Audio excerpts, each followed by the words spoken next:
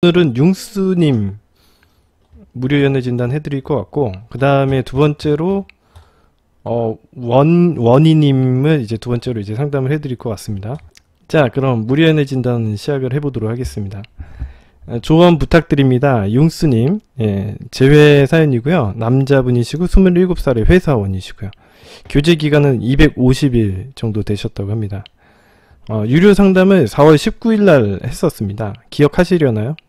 이별한 이유는 제가 취업 준비로 하여금 여자친구에게 소홀해지고 평소 자기중심적인 성향을 갖고 있던 저는 연애 초기에 잘해주었으나 이 정도는 이해해주겠지라는 이런 이기적인 마음으로 여자친구의 배려를 당연시하게 여기게 되었습니다.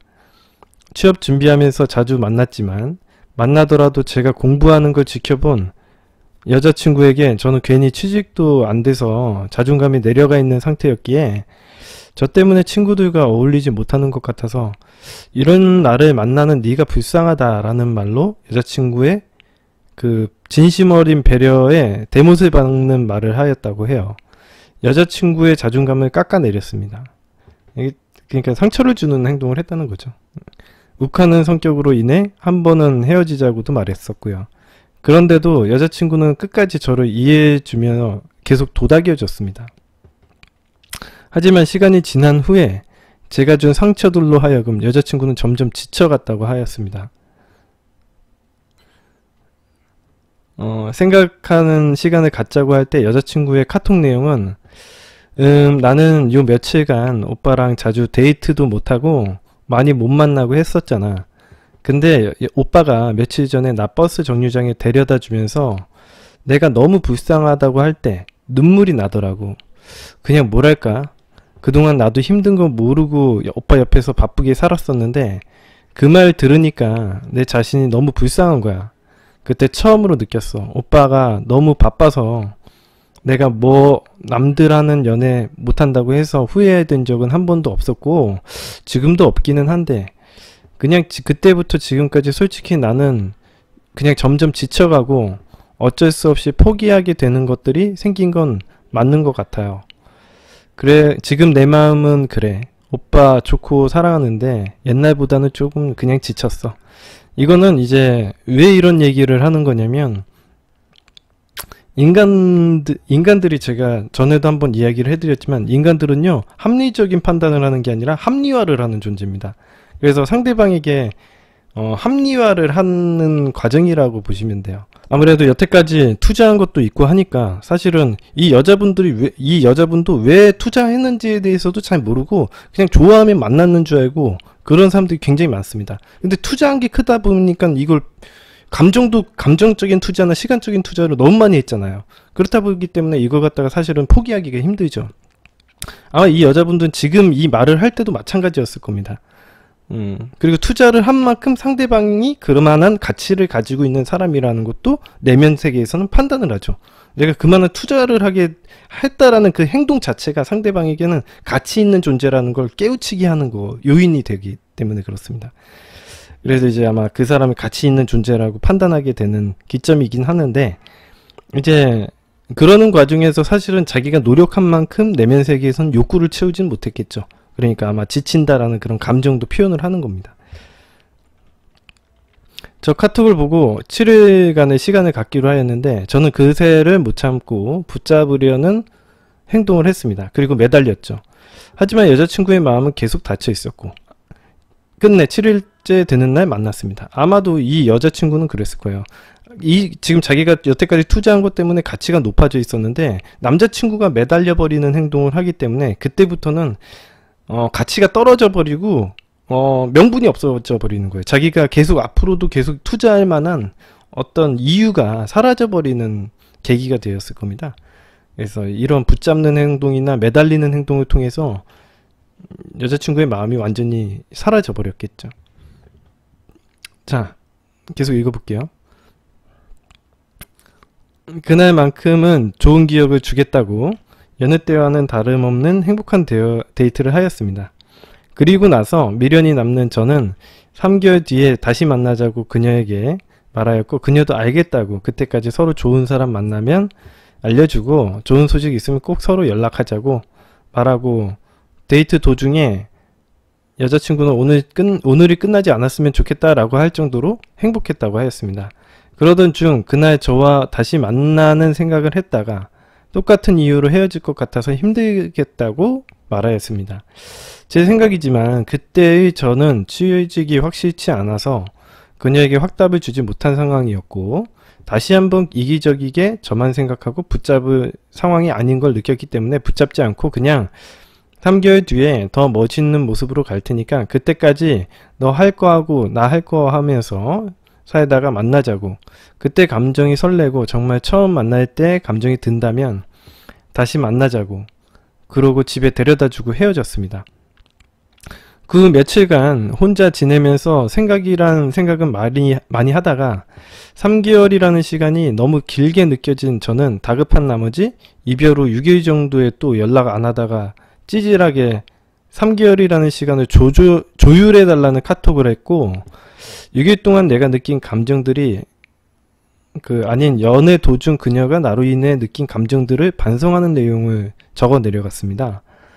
하지만 실수로 3개월 조율해달라는 찌질한 내용만 먼저 보내고 나서 뒤늦게 실수를 확인하고 7일간 느낀 점들을 보냈습니다.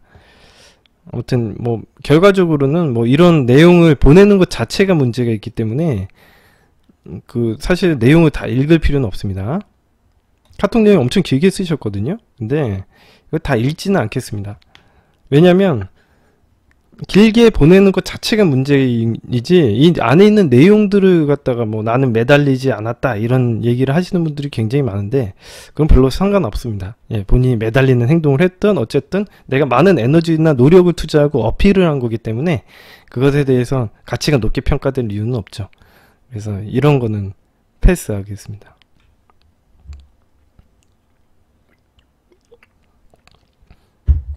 결과적으로는 마지막으로 네, 그렇죠. 지금 전설의 오른발님이 얘기하셨던 것처럼 본인이 이야기한 거를 못 지키는 행동을 하게 되면 가치를 깎아먹고 어른스럽지 못한 행동을 하기 때문에 또 가치가 또 하락하게 되는 겁니다. 맞는 얘기예요. 그래서 이런 행동 자체가 문제지 딱히 다른 뭐가 없습니다. 이 내용이 뭐 어떻게 돼서 이런 얘기는 아무것도 필요가 없습니다. 자, 아무튼 결과적으로는 내용도 별로 안 좋아요. 나중에 3개월이라는 시간이 길다고 생각했다. 이거 조율할 수 있으면 하고 싶다. 이렇게 표현을 하거든요. 네, 여자친구가 이렇게 얘기해요. 미안하지만 나는 조율할 마음이 없다. 그냥 나는 내 삶을 좀 살고 싶은 마음이 커서 지금은 오빠랑 연락하고 싶지도 않고 만나고 싶은 마음도 없어.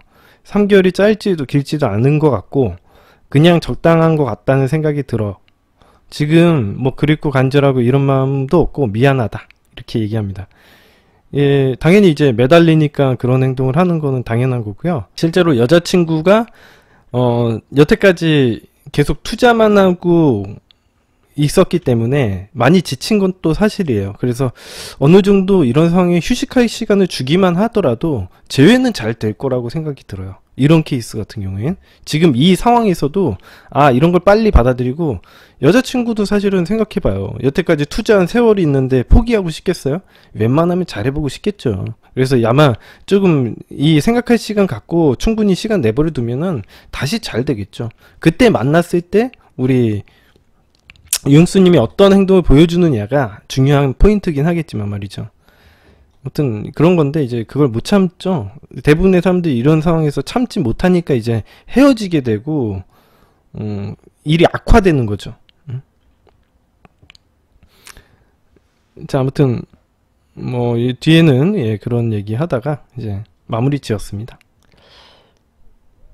그래서 만약에 6월 24일에도 마음이 변하지 않고 안 한다고 해도 힘들겠지만 이해해 줬으면 좋겠어 하면서 이제 3개월 후에도 그런 얘기를 하는 거죠. 뭐 그럼요. 인간의 마음이라는 건 자기가 선택해서 정말 좋다고 생각해서 만나야 되는 거지, 무조건 시간 정해놓고 6월 24일에는 무조건 만나자 이렇게 하는 게 말이 됩니까?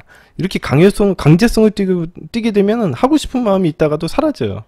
예를 들어서 여러분들 6월 24일에는 무조건 나랑 무슨 일이 있어도 무조건 나랑 다시 시작하는 거야? 이게 말이 됩니까? 그러면 내가 선택을 하는 게 아니고 강요를 받는 건데 그걸 하고 싶겠어요? 정말 그런 생각은 안 들겠죠. 2시간 뒤에 또 엄청나게 길게 장문의 카톡을 보내셨는데 읽지는 않겠습니다. 예. 읽으면 안 돼요. 이거는. 예. 어차피 의미 없습니다. 아무튼 뭐 이렇게 길게 보내니까 여자애가 짧게 아 나도 응원할게 미안하고 고마워요 이렇게 하고 끝났어요. 자 이게 끝난 거고요. 자 일단 질문 한번 볼게요. 질문 1번. 며칠 전 유료 상담을 통해 미루코님이 3개월간 프레임 개선하면서 3개월이라는 시간을 제가 말했기에 지키라고 하였습니다. 당연하죠. 지켜야죠. 하지만 유튜브 영상들을 보다가 남자들이 사랑에 목마르고 매달려서 여자가 질려서 헤어짐을 통보했을 때 남자들은 연락하지 않고 기다려야 한다는 영상을 봤습니다. 하지만 저는 제가 소홀해져서 여자친구가 떠난 상황이라 조금은 다른 시각으로 보게 되었어요. 과연 저 같은 상황이었어도 마냥 기다리는 게 좋을까요? 당연히 기다려야죠. 아니 이거는 말을 했기 때문에 그래요. 3개월이라는 얘기가 나왔기 때문에 그 말을 지켜주는 행동을 해야죠. 이건 지금 미련이 남아서 지금 융수님이 매달리려는 행동을 하는 거예요. 당연히 이건 말을 안 지키면 일단 이렇게 하셔야 돼요. 일단은 3개월이라는 시간을 잡고서는 그 친구가 나한테 연락이 올 가능성이 높아요. 내가 그 시간을 지키려고 하면 제가 방금도 얘기했지만은 여자친구가 여태까지 투자한 시간도 있고 미련도 남고 좋아하는 감정도 어느 정도 남아 있었단 말이에요.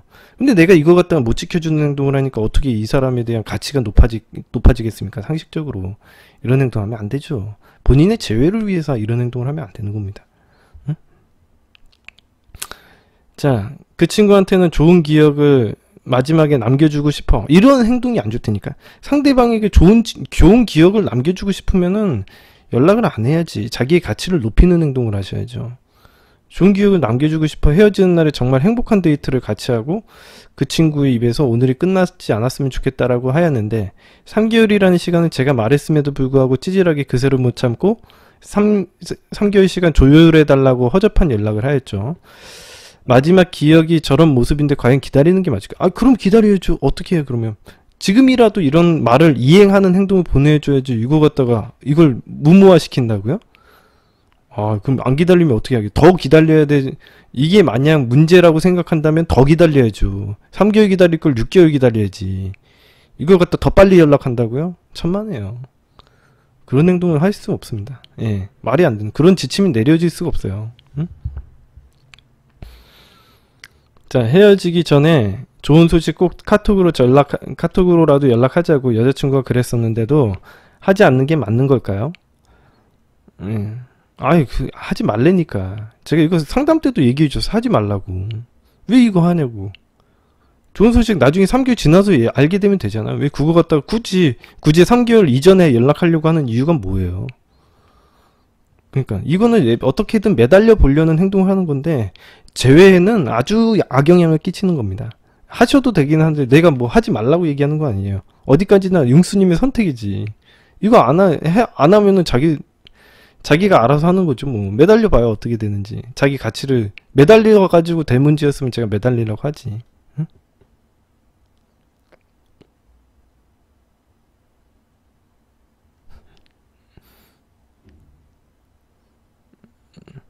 상담 후 괜히 불안해지고 여자친구는 힘든 티 하나도 안 내고 심지어 저랑 친한 후배한테 넌 짓이 솔로가 편해 라는 말을 하였는데 그리고 주변 남자들이 자꾸 거슬리고 너무 불안합니다. 불안한 마음은 알겠습니다. 예, 불안한 마음은 알겠습니다. 하지만 그래도 연락을 하셔서는 안 됩니다. 다들 불안해 하시죠. 예, 솔로가 편해 이렇게 얘기하는. 당연히 지금 만났다가 헤어졌는데 그동안 지쳐 있었고 그러니까 솔로가 편하다는 얘기를 하겠죠. 자, 지금 두 번째 질문 보도록 하겠습니다. 약속한 날짜까지 한 달하고도 3일 되는 5월 1일에 저희 부주의로 점심시간 여자친구 인스타를 보다가 실수로 언팔을 눌렀습니다. 다급하게 마팔을 하였는데 마팔 소식이 여자친구에게 갔나봐요. 근데 인스타 언팔 마팔 개념이 언팔한 소식은 상대방이 가지 않아. 마팔한 소식만 받은 상대방은 이 사람이 언제 언팔했다가 이제 다시 팔로우 한 거지? 라는 오해가 소시가 있었을 거라고 생각합니다. 그러든 말든 상관없어요. 자기 한 행동에 대해서는 책임지는 거지 뭐. 오해해도 어쩔 수가 없지 뭐. 오해 풀어주게요 가서. 그런 행동하면 게임 끝나버립니다. 예, 1년 못 만나요 그런 행동하면. 예, 그 사건 있는 이후로부터 또 6개월 동안 못 만나 진짜. 그 오해를 풀어주려는 행동하는 순간 게임 끝나는 겁니다. 응? 자, 그러고 나서 30분 뒤 여자친구의 푸사 목록 13장 중 이별 중이었어도 굳건히 자리했던 저와의 추억 있는 유일한 사진 2장이 지워졌다고 합니다. 멘탈이 나갔대요. 그래서 도저히 일에 집중이 안 되고 주변 사람들한테 물어보니까 헤어지고 나서 마팔 소식에 떴다면 질릴 대로 질린 거라고. 당연히 푸사 정리하는 게 이해된다고 하였습니다. 또 다른 의견은 질릴 대로 질리고 정 떨어지고 뭐 이렇게 했다고 합니다. 너를 인스타 차단 박았을 거라고. 근데 아직 인스타 차단 아니고 네가 댓글 단거 여자친구 댓글 단거 그대로인 거 보면 여자친구가 일종의 시그널 같다고 했습니다. 무슨 시그널이죠 이게 도대체? 좀 별로 시그널 아닌 것 같은데. 그러든 안 그러든 별로 상관도 없고 우리가 하는 행동에 대한 행동 태도나 지침이 달라지지가 않아요. 이런다고 해서. 매일매일 여자친구의 인스타를 보는 저를 눈치채고 제가 더 이상 여자친구한테 집중 않고 제 자신에게 집중하기 위해서 특단의 조치를 내린 것일 수도 있다고 하였습니다. 과연 뭐가 맞는 걸까요? 예. 그러든 안 그러든 상관이 없다니까. 이걸 다 해석을 해도 상관없어요. 예. 결과적으로는 우리가 3개월을 기다려야 한다는 거는 변하지가 않아요. 만약 얘가 시그널을 보낸다고 하더라도 그게 무슨 시그널이에요? 아무 시그널도 아닌데 이게 무슨 시그널이에요? 이 여자친구가 이제 우리 인스타 뭐 차단한 거 보고서는 뭐 이렇게 사진 2장 지운 게 어떤 시그널이죠? 아무 시그널도 아닌 것 같은데 그냥 약간 실망한 것? 예, 내가 느끼기에는 약간의 실망? 그러니까 이 사람이 나에 대해서 아직도 염탐하고 있구나 이런 것들에 대해서 알고 뭐 언팔했다 마팔했다 이런 것들을 눌렀다는 거 사실 뭐 약간 오해가 생길 수도 있죠. 하지만 그렇다고 해서 우리가 할 수 있는 방법이 없습니다. 오해를 풀어주려는 행동을 하는 순간 관계를 다시 이어나가려고 노력을 하는 행동이 되기 때문에 그러면은 융수님의 가치가 더 떨어져요. 그 다음부터는 진짜 3개월 가지고 안 됩니다. 제가 장담하고 이야기해드려요. 6개월 막 이렇게 걸려요. 거짓말 같아요? 해보시면 알아요.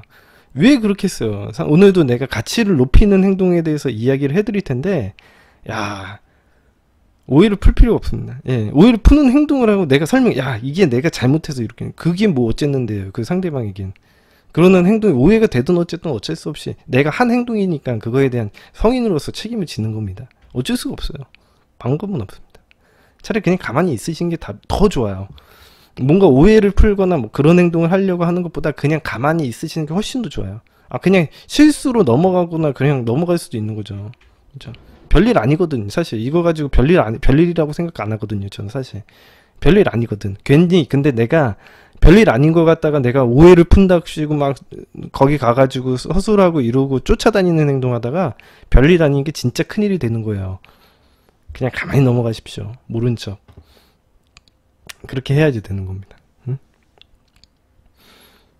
자, 3번째 질문.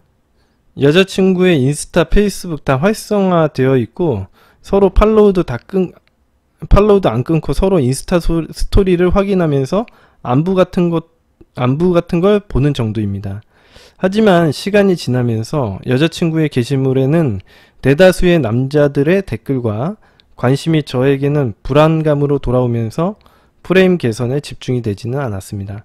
그래서 5월 1일부로 인스타와 페이스북 그녀의 소식통을 아는 매체를 다 삭제했대요. 계정을 삭제하고 비활성화도 하고 뭐 다른 사람들이 알기에 그냥 어플리케이션만 삭제를 하였습니다.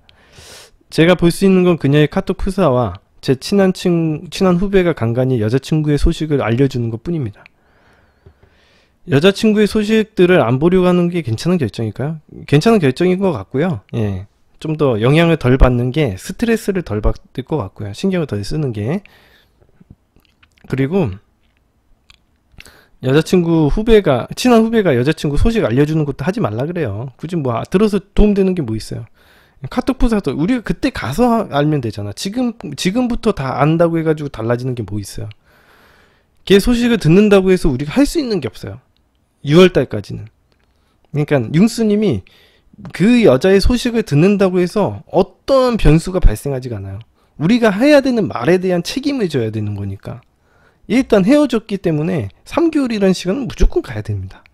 이 말에 대한 행동에 대한 책임은 그 어떤 상황이 변해도 바뀌지가 않습니다. 그 친구가 나에게 직접 와가지고 호소하지 않는 이상, 호소하더라도 바뀌면 안 되죠. 이게 단순한 이런 감정의 문제로 또 이렇게 우리가 맞장구를 쳐주게 되면요, 상대방에 대해서 어떻게 신뢰를 하게 돼요. 우리가 좋아하고 싫어하고의 문제로 만나면 어떻게 된다? 인간의 감정은 하루에도 수십 번씩 바뀌고 좋았다 싫었다를 반복하게 돼요. 그럼 여러분들 제가 얘기해 드렸지만은, 좋아서 결혼했다가 나중에 결혼하고 나니까 좀 감정 식으면 이혼합니까? 그런 식으로 어떻게 사람을 신뢰하고 만나요? 그 관계라는 게 어떻게 유지가 돼요? 여러분들 좋아하고 싫어하고의 문제로 관계가 유지가 안 됩니다. 진짜 긴 문제라면, 여러분들 결혼했다가 마음에 안 든다고 해 이혼할 거예요? 그런 식으로 어떻게 그 사람과의 신뢰관계가 유지가 돼요? 내가 그런 식으로 생각하면 어떤 사람과 결혼할 수가 있겠어요? 응? 말도 안 되는 거지. 응? 그런 식으로는 관계가 유지가 안 됩니다. 제가 그래서 어떻게 얘기했어요? 내가 좋아하는 것과 내가 추구하는 방향과 상대방이 추구하는 기준 같은 걸 공유를 하고 서로가 그 기준을 갖다가 지켜주려고 노력을 하는 게 그 관계를 유지하는 데 있어서 더 좋다. 공고해진다. 이런 걸 이해관계라고 하잖아요. 서로 만나서 서로 플러스가 되고 발전적인 방향으로 가는 게 그 사람이 좋은 관계라고 보는 겁니다. 친구 관계도 마찬가지고 여자친구, 남자친구 관계도 마찬가지예요. 그게 안 되면은 마이너스인데, 서로 만나봐야 시간 낭비고 마이너스인데 누가 그 비전을 보고 그 관계를 이어나가려고 하겠어요. 좋아하고 싫어하고의 문제는 3개월에서 한 6개월 정도 지나면은 사라집니다. 여러분들 남자친구가 맨날 PC방에서 알바하고, 리니지, 알바하다가 때려치고 막 백수도 했다가 뭐 리니지 게임만 하고 밤새고 여러분들한테 연락 안 해주는데 만난다고요? 천만의 말씀이에요. 그런 이해관계가 안 맞으면 안 만나요. 남자친구분도 이렇잖아요. 우리 융수님도 마찬가지지만 이 여자가 본인 자식 낳아주지 않는다라는 보장이 있으면 이 여자랑 다시 재회하려고 하겠습니까? 절대 안 하죠. 절대 안 하지. 응? 그렇지 않겠어요? 생각해보세요. 예. 이해관계의 문제지 이걸 갖다가 좋아하고 싫어하고의 문제로 자꾸 생각을 하면 안 된다니까. 이거 소식을 들어봐야 의미가 없어요. 예. 이 소식 듣는다고 해서 우리가 할 수 있는 게 없어서. 여자친구도 인스타로 제 소식을 접하는데 그냥 저는 이제 아무 소식도 안 올리고 여자친구의 스토리도 안 볼 생각이에요. 볼 때마다 제가 또 다시 힘들어하고 의지가 떨어지는 게 눈에 보이고 그래서요. 자, 여자친구는 제가 헤어지고 나서 제가 인스타 스토리와 게시글로 하여금 제가 게임 계정들을 다 삭제하면서 게임도 끄는 것과 담배를 끄는 것도 회사 생활을 하면서 게임 대신 피아노, 책, 운동을 한다는 것까지 알고 있을 겁니다. 앞으로도 계속 꾸준히 자기 개발도 하고 주말마다 소모임 같은 것도 나가서 여러 사람들을 만나면서 저의 자존감을 끌어올리려고 합니다. 이와 같은 이게 사실 지금 하시는 것들이 좋기는 하거든요. 뭐 피아노, 책, 운동 이런 거 하는 거 좋은데요. 중요한 거는 우리가 어떤 공허함을 느끼는 건요, 대부분 에너지가 부족해서일 가능성이 높아요. 예를 들면 이런 거잖아요. 우리 남자분이시니까 제가 이런 비유를 좀 들어드리겠는데, 여자친구와 성관계를 하는 건 되게 좋은 일이죠. 하지만 성관계를 하고 나면 어때요? 허무해요. 왜? 에너지가 빠져나갔기 때문에. 이 여자친구가 나에게 내가 싫어져서 그런 거예요? 그렇게 생각할 수는 없잖아요. 그죠? 성관계 하고 나서 에너지가 빠져나가지고 허무한 걸 갖다가 이 여자가 싫어졌다라고 표현할 수 있나요? 인간의 그런 이 합리화 과정이 되게 이런 식으로 단순화했다는 거죠. 자기의 몸에 일어나는 증상들이나 이 현상들만 보고서는 합리화를 해요. 여자친구가 떠나가지고 내가 공허한 게 아니에요. 내가 원래 공허한 거죠. 여자친구는 상관이 없어요. 여자친구가 왔다 갔다 이거는 여자친구가 있었을 땐 내가 잘 몰랐던 거지. 공허한지. 근데 여자친구가 떠나보니까 내가 공허하고 에너지가 비어 있었다는 걸 그때 깨달은 거예요. 근데 이걸 갖다가 사실은 사람들은 어떻게 생각해요? 여자친구 때문에 내가 빈자리가 크다라는 걸 느끼는 걸 갖다가 여자친구가 원인이라고 생각하는 거야. 까마귀 날자 배 떨어진 거죠. 그러니까 이 원래 있었던 문제를 이 사람 때문에라고 생각하는 거예요. 합리화하는 겁니다. 불안은 내가 가지고 있는 거지. 여러분들 그렇잖아요. 여러분들 이 남자친구 여자친구 문제 때문에만 그런 게 아니에요. 여러분들 이 모임 같은 거 나가는 것도 마찬가지거든요. 제가 여태까지 심리치료를 하면서 이 상황적인 문제가 굉장히 크고 에너지적인 문제가 굉장히 커요. 내가 집에 있을 때 혼자 외롭고 공허한 거는요, 누군가를 안 만나서가 아니에요. 여러분들이 자체가 그냥 공허한 거예요. 에너지가 떨어져 있고, 이 삶이 피폐하고 스트레스가 많은 거지, 삶에. 근데 그거 갖다가 어떻게 해요? 내가 누군가를 만날 때는 잠깐 사람들 사이에 껴있으면요, 그걸 잊어버려요. 사람들이 잊어버려요. 사람들 사이에 껴있으면 내가 공허한지를 잠깐 잊을 수가 있는 거예요. 근데 어떤 일이 일어나요? 사람들 사이에 있다가 보면은, 그죠? 예, 잊어버리지만 그때 사람들을 만나러 다니고 소모임에 나가고 모임에 나가면서 에너지는 또 썼죠. 집에 들어가 봐요. 어때요? 더 공허함은 커져 있죠. 그죠? 더 공허함은 커져 있죠. 그죠? 여자친구 누군가를 만나서 잠자리를 하면은 사랑이 커질 거라고 생각하고, 내가 숨어있던 애정이 차오를 거라고 생각하지만 잠자리 이후에는 에너지를 쏟아버리기 때문에 그 공허함이나 허무함이 더 커질 수밖에 없어요. 안 그럴 것 같아요? 당연히 그렇죠. 잘 생각을 해보십시오. 이 인생이 어떻게 흘러가는지를 한번 잘 생각해 보시면 이해되실 거라고 봅니다.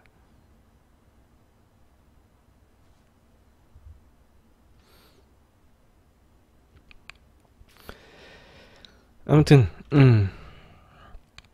그런 문제니까 제가 왜 이 얘기를 해드렸냐면, 융수님이 피아노, 책, 운동하고 막 잘 사는 모습을 보여주려는 행동도 좋은데 자기의 에너지 컨트롤을 해가면서 하라는 얘기예요. 자기 에너지 컨트롤을 해가면서 하라는 거죠. 이게 내가 이렇게 미친 듯이 이런 행동을 하는 게 나의 삶에 있어서 긍정적인 요인이 아닐 수도 있어요. 그러니까 내가 보기에는 여태까지 우리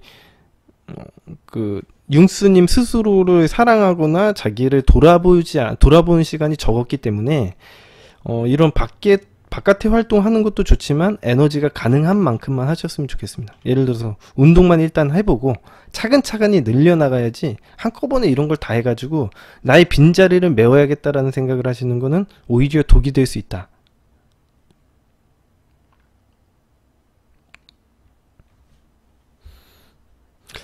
자, 그런 것들입니다. 예, 그런 에너지 컨트롤이 되게 중요하다는 겁니다. 자, 위와 같은 외적 프레임 개선과 성격상 여자친구와 문제가 되었던 급한 성격, 욱하는 성질, 이기적인 마음과 생각, 과격한 언어, 상대방을 존중하지 않은 언행, 이런 자기의 단점을 개선하면서 조금이라도 예전과는 다르게 성숙한 사고를 가지려고 노력한다면 약속된 날에 만나서 좋은 감정을 여자친구에게 느끼게 할 수 있을까요? 주변에선 솔직히 이젠 너무 제외가 어려운 상황인 것 같다라고 얘기를 하는데 어떻게 해야 될까요? 이렇게 물어보는데, 자, 보십시오. 제가 하라는 대로예요. 본인이 급한 성격, 욱하는 성질, 이기적인 마음이 생긴 원인을 갖다가 파악하고 내가 왜 그런 상황에 나를 놓아두었는지를 판단을 하는 게 훨씬 더 좋습니다. 그냥 단순하게 나는 급한 성격이 있어, 그거 갖다가 내 의지로 해결을 해볼 거야 라고 얘기하는 건 말도 안 돼요.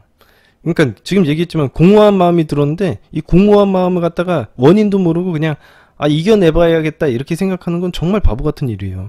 내가 그런 행동을 한 거는 그럴 만한 상황을 만들었기 때문에 그럴 가능성이 굉장히 높습니다. 사람이요, 되게 단순하게 내가 여유를 가지고 스트레스가 없는 상황에서는 모든 걸 다 기분 좋게 받아들이고 여유가 있게 마련이에요. 응? 기분 좋게 받아들일 가능성이 높다는 거죠. 내가 여유가 없어지고 스트레스가 많아져 봐요. 응? 그러면 다 예민하게 받아들이죠. 그런 거랑 똑같다고 생각하시면 됩니다. 그래서 기본적으로 제가 하라는 대로 좀 에너지를 컨트롤하는 모습 좀 보여주시고요. 그런 것들만 하시면요, 이런 단점 사항들은 다 개선될 거라고 봐요. 이거는 아마도 전에 상황이 좋지 않았기 때문에 이런 행동을 하지 않았을까. 그리고 만약 그렇지 않고 그런 부분이 뭐 원래 태어났을 때부터 그랬다, 그런 거는 이제 그런 거는 이제 자존감을 해치는 나쁜 악습들에 아마 그런 치료 방식들이 다 있을 것 같습니다. 그런 것들 보면 되니까 일단은 제가 시키는 대로 일단 하고 계시고요. 충분히 잘 개선은 되고 그런 부분만, 자존감만 끌어올려진다면요, 사실은 제외하시는 데는 큰 어려움은 없으실 거예요. 본인이 괜찮은 사람인데 왜 그 여자가 안 만나려고 하겠어요? 응? 아무튼 여기까지. 자, 그러면 다음 상담으로 넘어가 볼까요? 헤어진 지 열흘 도와주세요. 예. 원희님이 글을 남기셨습니다. 자, 남자분이시고 33살에 서비스 관리직이시라고 합니다. 교제 기간은 1년 6개월. 자, 글을 읽어보도록 하겠습니다. 일단 필력이 부족하고 긴 글 죄송합니다. 잘 걸러서 읽어주세요. 그 사람과는 17년도 겨울에 만나서 1년 6개월의 연애를 했어요. 그중 8개월은 동거 생활을 했고요. 여자친구는 25살, 나이 차이 나는 한 8살 차이입니다. 처음 만났었던 때는 제가 사귀었던 사람이 있었고, 그 사람을 한 달가량 시간을 두고 정리를 하고 제대로 만나기 시작했어요. 그 부분에 대해서는 저는 항상 미안한 감정을 가지고 있었고, 그 당시엔 저도 모를 알량한 자존심에 미안한 감정을 솔직하게 표현하지 못했습니다. 오히려 좀 예민한 반응으로 대처했던 것 같아요.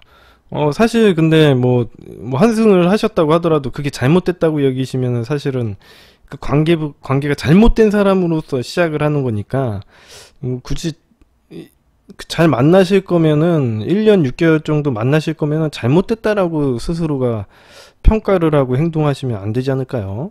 그죠? 그렇게 하면 안 될 것 같은데. 이런 행동은 잘 하신 것 같아요. 굳이 잘못된 사람이라고 내가 뭐 알량한 자존심 때문에 감정을 표현을 하지 못했다. 근데 미안한 상태에서 관계를 시작하면 안 되잖아요. 미안한데 왜 잘못했는데 이 관계를 왜 시작해요? 그렇게 죄인처럼 시작하는 게 그 사람에게 있어서도 안 좋은 거예요. 관계가 잘못된 관계라는 걸 인정을 하는 꼴이 돼버리니까 그런 행동은 좋지 않다고 봅니다. 이왕 잘 만나실 거면은 잘한 거다라고 생각하고 잘못됐다고 생각하지 마십시오. 그래야지 서로 잘 만나시는 거니까. 시간이 지나면서 그에 대한 이야기는 서서히 줄어갔고, 시간이 지나 해결된 줄 알았어요. 그게 착각이었던 건지 그렇게 믿고 싶었던 건지는 모르겠지만 많이 상처받았을 거라는 생각은 있었지만 그에 대한 진정성 있는 사과를 하지 못했네요. 그놈의 근데 왜 사과를 왜 해야 되죠? 이게 왜 사과를 할 일인지 잘 모르겠네요. 계속 읽어보도록 하겠습니다. 그 후로 몇 개월 별탈 없이 지나왔고 여자친구가 취업을 하면서 함께 살게 되었어요.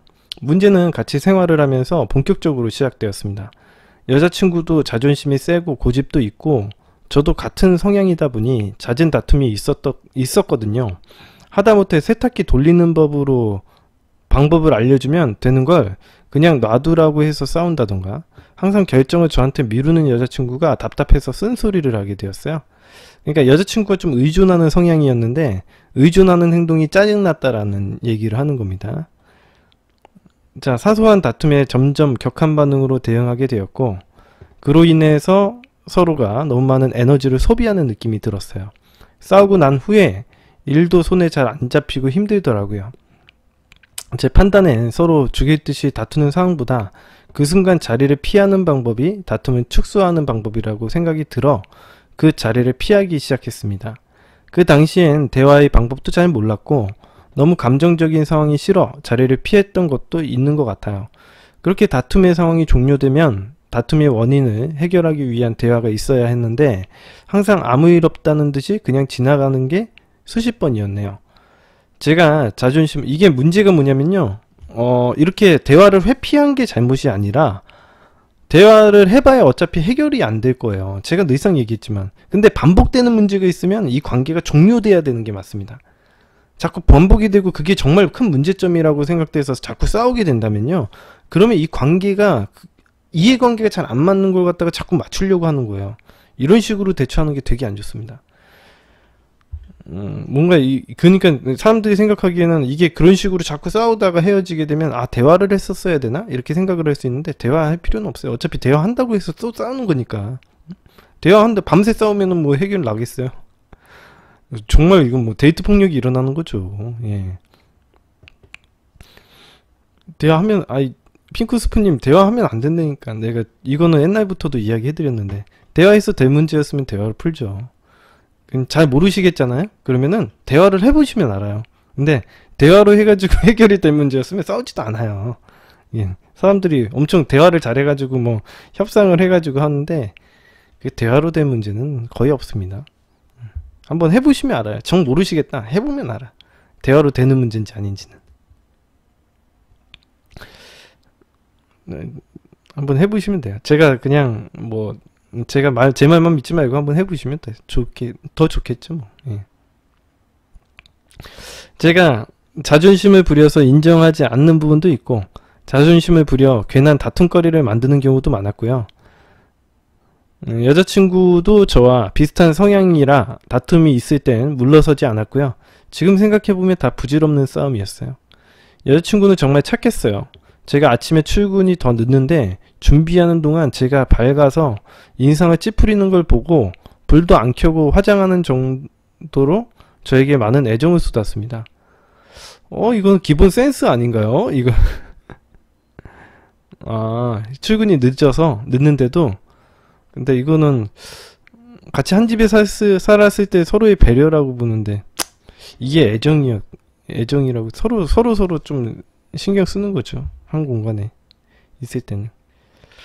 다투고 다음날이면 아무렇지 않게 생활을 하고 그런 생활이 반복이었어요.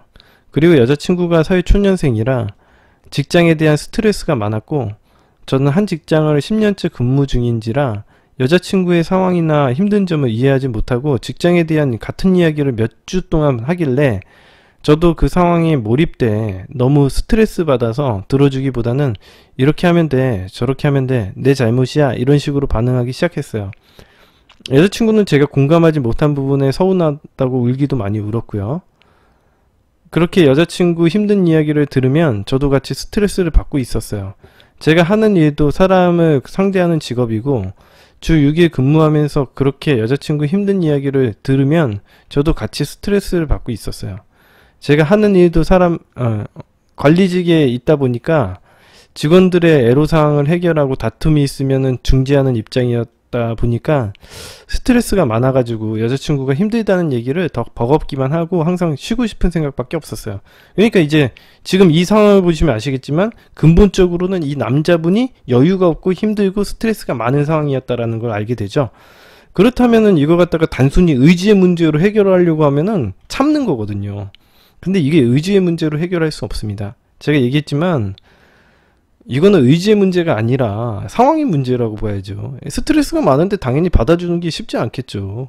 이거 갖다가 그냥 무조건 너가 의지를 갖고 그때는 상황이 힘들더라도 참고선 여자친구가 하는 얘기 다 들어줬어야 돼 라고 얘기하는 게 말이 되나요? 이거는 좀 말이 안 되는 거죠. 차라리 이럴 거면은 서로 지금 스트레스가 많으니까 일정 기간 떨어져 있다라고 얘기한다던가 뭔가 좀 더 현명한 대처를 해야 되지 않을까요? 근본적인 상황을 대처를 해야지 이걸 갖다가 그냥 단순히 참고 의지의 문제로 그냥 해도 되나? 저는 의문입니다. 그 현명하지 못한 대처인 것처럼 생각이 들어요. 그러니까 어차피 참는다고 해서 나중엔 폭발할 거예요. 이런 상황을 만들어 놓고서는 자기가 그냥 참고 그냥 여자친구 이야기만 들어준다고 해서 해결이 되지가 않아요. 결과적으로 나중엔 더 폭발할 텐데, 그리고 들어줄 때도 아마 힘들어서 잘 들어주기도 힘들 텐데, 그러니까 이 근본적인 상황을 놔두고 그냥 이게 억지로 의지의 문제인 것처럼, 마치 멘탈이 약해서 그런 것처럼 밀고 나가야 되는 것처럼 얘기하는 건 약간 근본적인 해결책이나 바보 같은 해결이 되지 않았나라는 생각이 들어요. 그런 대처는 안 하셨으면 좋겠습니다. 제 방송 보시는 분들은 이게 상황이 문제구나, 근본적인 상황을 어떻게 대처해야 되지, 이렇게 생각을 하셔야지, 그냥 단순히 이거는 그냥 여자친구 얘기를 들어줬어야 돼, 안 들어줘야 돼, 뭐 이런 이분법적으로 이 현상 아주 표면적인 얘기만 하면은 사실 답이 없어요. 그게 안 될 거니까, 뻔히 안 될 게 뻔하니까. 남자친구가 안 해주고 싶어서 안 해주겠어요? 해주고 싶어도 못한 거지.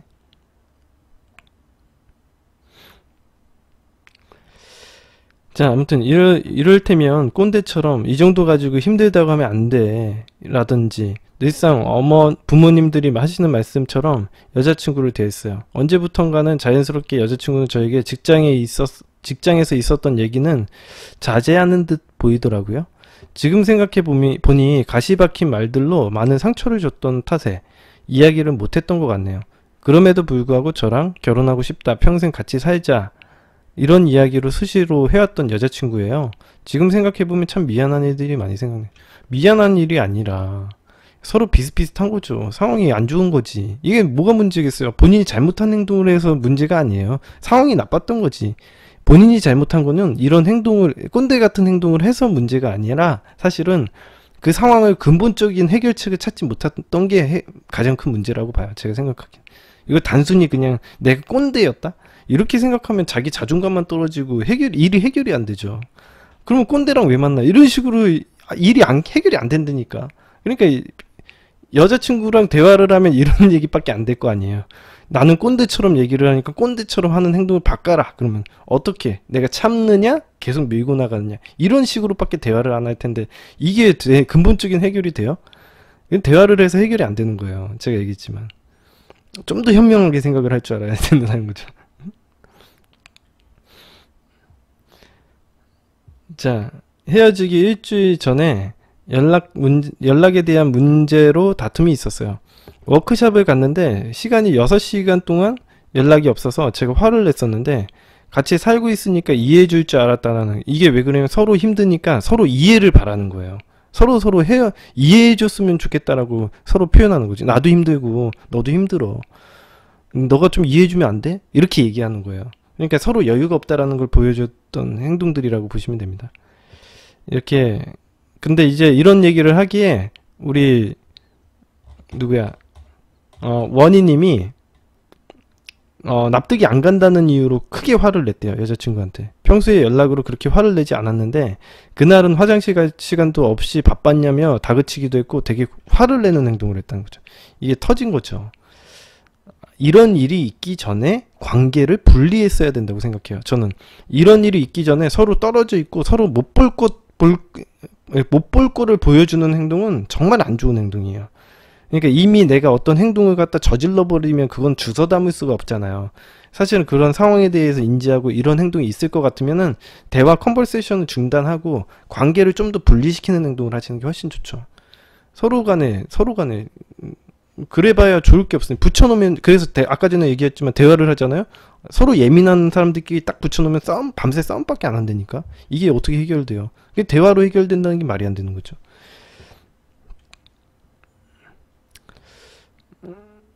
회사 선배라는 사람들이 사적으로 연락을 하는 일이 잦아졌고, 제가 그런 상황이 낯설기도 하고, 제 딴에는 사귈 때마다 이제 10kg가 쪄서 자존감이 낮아진 상태였는지 내심 여자친구를 의심하게 되었나봐요. 말은 안 했지만 사적인 연락이 과하다는 생각을 했었어요. 처음 연애할 땐 제가 직장 사람들과 연락하는 부분이 이해되지 않는다고 자주 화를 냈던 사람이라 더 그런 것도 있는 것 같습니다. 며칠 후에 회식인데 또 6시간 동안 연락되지 않는 일이 반복됐어요. 제가 화나서 너무한다는 카톡을 남기고 나와버렸고 30분 뒤에 전화가 계속 오더라고요. 심한 말을 할 것 같아서 그냥 안 받았어요. 그리고 중요한 서류 하나를 놓고 나와서 다시 갔더니 또 회사 선배라는 사람 하나 하고 웃으면서 통화를 하고 있더라고요. 그 순간 이성이 나갔습니다. 왜 이성이 나가요? 그러니까 정말 이게 황당한 얘기죠. 왜 이성이 나갈 이유가 없다니까? 아니 통화할 수도 있지. 왜 그거 가지고 이성이 나가긴 왜 이성이 나가? 이게 그냥 이게 이만큼 뭔가 상황이 많이 안 좋다라는 인식, 스스로의 인식이 생겨야 돼요. 이게 진짜 여러분들이 이런 거예요. 여러분들이 어떤 남자친구나 여자친구랑 헤어지고 나서 이성이 끈이 화가 난다라는 거는 이거는 그냥 단순히 이 사람이 어떤 행동을 해서 그렇다고 생각을 할 수 있겠지만 여러분들이 그만큼 여유가 없는 상황이라는 것도 아셔야 돼요. 그래서 여러분들의 상태를 체크하는데 좀 전념을 하셨으면 좋겠어. 봐봐, 이 사람 봐봐요. 이게 전화하는 게 뭐가 이성이 나가는 일이 아니잖아요.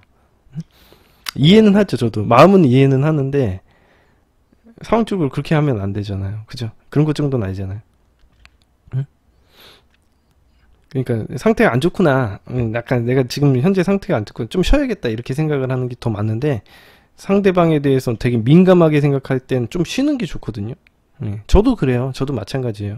어떤 여자랑 만났을 때 여자랑 좀 내가 민감해질 것 같다, 서로 간에 좀 민감해지고 예민해질 것 같고 기분 나쁜 생각들이 많이 난다 라고 생각하면, 내가 지금 여자를 만나서 데이트를 할 때가 아니라 집에서 쉬어야 할 때구나, 이렇게 생각을 할 거예요, 저였으면. 근데 그거 갖다가 그냥 굳이 이 여자의 문제로 이 여자가 나쁜 여자야 이렇게 몰아붙이는 게 과연 현명한 대처일까, 한번 생각을 해보시면 좋을 것 같습니다. 저도 그렇게 생각을 할 것 같거든요. 저도 이런 일을 하고 이런 일을 오랫동안 하다 보니까 심리 치료도 하고 상담도 하고 하다 보니까 상태가 안 좋으면 그 순간 중단을 하고 그 상황을 빠져나오면 되죠. 더 나쁜 행동을 하기 전에, 나쁜 말이나 나쁜 행동을 하기 전에. 왜냐면 당연히 내가 상태가 안 좋은데 나쁜 행동을 할 거 아니에요. 이런 것들 조금은 체크하셨으면 좋겠다라는 마음에 이야기를 해드리는 겁니다. 여러분들이 뭐 전부는 아니더라도 조금은 자기의 상태를 갖다가 체크하셨으면 좋겠습니다. 무조건 다 그게 타인의 문제가 아니라는 거. 모든 게 다 그 사람의 문제인 것처럼 얘기를 하시는데 그런 거는 아닐 수 있다는 거. 예. 여러분들의 상태를 조금만 체크를 하시는 마음가짐, 자기를 돌아볼 수 있는 시간. 잘못을 따지자는 게 아니라, 잘못을 따지자는 게 아니라 내 상태가 좀 예민하지 않나 이렇게 생각하는 그런 행동을 하셨으면 좋겠습니다. 조금만 노력해요, 우리. 그래야지 우리가 상황을 더 좋게 만들지. 그게 제가 하자는 게 뭐 잘못된 게 아니라 조금 상황을 좋게 만들자는 얘기예요. 응?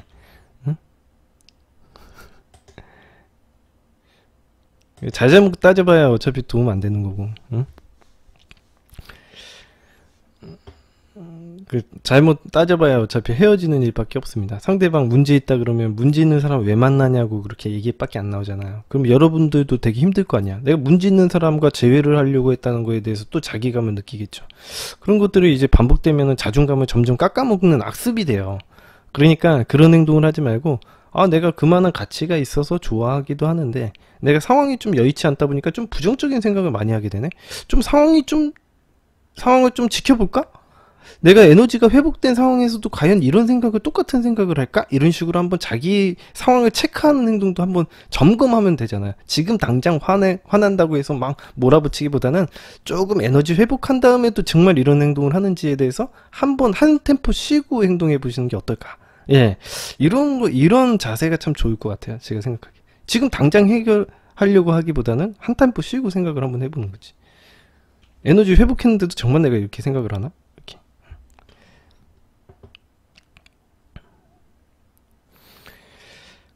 자, 그렇게 한번 해보시면 좋을 것 같습니다.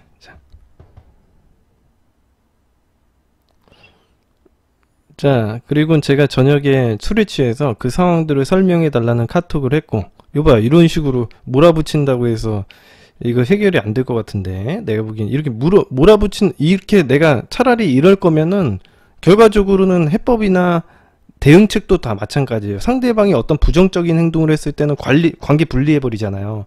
제가 얘기했지만 상대방이 나쁜 행동을 했을 때 먹이 안 줘야 되죠. 근데 지금 이런 행동하는 거 보시면 아시겠지만 상대방이 술에 취해서 내가 술에 취해가지고 상대방에게 막 그동안 상황을 설명을 해달라고 얘기를 하는 거는 상대방에게 매달리는 행동을 하는 거예요. 그러니까 먹이를 주는 행동을 하는 거예요. 관심을 보여주고. 그렇기 때문에 또 상황이 악화되겠죠. 여자가 가치가 낮게 평가하고서는 밀어내는 행동을 뻔히 할 것 같은데 여러분들이 어찌 됐던 간에 여러분들이 어떻게 생각하던 간에 처벌하는 차원에서도 관계는 분리해야 되거든요. 그러니까 어찌 됐던 간에 관계는 분리하십시오. 무조건. 제 기준에 납득이 되지 않아서 헤어지자고 해놓고 또 찾아가고 이봐 내가 왜 이런 행동을 하겠어요. 헤어지자고 해놓고 또 왜 찾아가겠어. 내 상태가 너무 안 좋다라는 얘기를 하는 거죠. 이 정도 됐으면 이 정도 행동을 했으면 자각을 해야 돼. 내가 지금 상태가 너무 안 좋구나. 에너지가 너무 떨어져 있고 여유가 없구나라는 거가 스트레스가 너무 심하다라는 걸 자각을 해야 되는 상황이에요. 내가 헤어지자고 놓고선 찾아가는 행동을 하는 거는 너무 이건 지금 내가 정상적인 행동을 한다고 볼 수가 없거든요. 그러다가 걷잡을 수 없는 큰 싸움이 되었습니다. 이봐요. 상황은 더 악화되죠. 그동안 다툰 정도보다 심했어요. 처음으로 화를 못 이겨서 욕을 했고요. 욕을 했고요. 다투는 중 알았는데 회식날 생리가 터져서 연락을 못했다. 이봐 나름대로 이 여자의 사정이 있었어요. 이봐 이거 들어봐요. 다투는 중에 알았는데 회식날에 생리가 터져서 연락도 못했고 오늘은 또 생리통 때문에 응급실도 다녀왔고 몸이 진짜 안 좋다고 하더라고요. 그렇게 흐지부지가 되었대요. 그러니까 이 여자분도 나름대로의 사정이 있었는데 나는 되게 부정적으로만 이 사건을 바라봤던 거야. 그 여자가 남자 선배랑 전화하는 것만 두고선 나쁜 부정적인 생각해서 몰아붙여가지고 우리가 얻을 수 있었던 게 뭐예요? 헤어지고 서로 사이 나빠지는 거죠. 사람이 이 상황이 좋거나 나쁘거나를 갖다 내 개인적인 판단이나 기준 정해놓고선 자기 철학에 맞게 행동했으면 이런 일은 절대 일어나지 않았을 텐데, 아무튼 비극적인 일이 벌어지는 겁니다. 이틀 동안 연락이 제대로 되지 않았어요. 저는 아픈 사람한테 심하게 얘기한 것 같은 마음에 미안했지만 또 미안하다는 말을 하지 못하고 넘어가게 됐어요. 아이고, 다음날 내가 또 여자친구와 이제 와가지고 후회하면 뭐해. 자기가 이제야 깨우치면 뭐해요. 이제 그때서야 이제 상황 듣고서는 아, 얘가 그런 아팠구나 이런 걸 알면은 뭐 달라지는 게 뭐 있어요. 그 여자가 아프고 안 아프고 간에 내가 가지고 있는 기준에 맞게 행동해야지. 그 상대방은 무조건 나쁘게만 생각하는 거는 좋지 않습니다. 눈에 보이는 걸 현실로 믿고 그걸 기준으로 해서 판단하기만 하면 되죠. 왜 이렇게, 물론 많은 사람들이 그래요. 저도 그렇고요. 예. 다들 인간이니까 다 실수하면서 사는 겁니다. 그거 갖다가 너무 자책하지 마세요. 여러분들 제가 항상 얘기하는 거지만 잘못할 수 있어요. 괜찮아요. 다음번에 안 하면 돼. 내가 그 대신 이거 갖다가 너무 내가 왜 이랬지? 바보 같아. 나는 무능력하나 봐. 이렇게 생각을 해버리면 그 자리에 계속 주저앉고 있고 더 이상 일어날 수가 없어요. 사람이. 제가 오늘도 제가 수업 때 제가 스토리텔링 하나 해드릴 텐데 제가 좀 이런 분들에게 도움이 될 만한 스토리텔링 하나 해드리도록 하겠습니다. 자, 그랬더니 싫다고 하더라고요. 그래서 제가 먼저 얘기를 꺼냈어요. 나 보기 싫어? 라고 물었는데 아무 말 없이 눈물을 흘리는데 이별이구나 싶었어요. 이 상황을 너무 안 좋게만 바라보니까 안 좋게 쭉 밀고 나가고 계신 거예요. 이 남자분이 자기의 상태를 체크 안 하고 계속 몰아붙이다 보니까 상황을 계속 헤어짐으로 계속 이 사람이 끌고 가고 있는 중이에요. 이 사람이 자신이 없다고 합니다.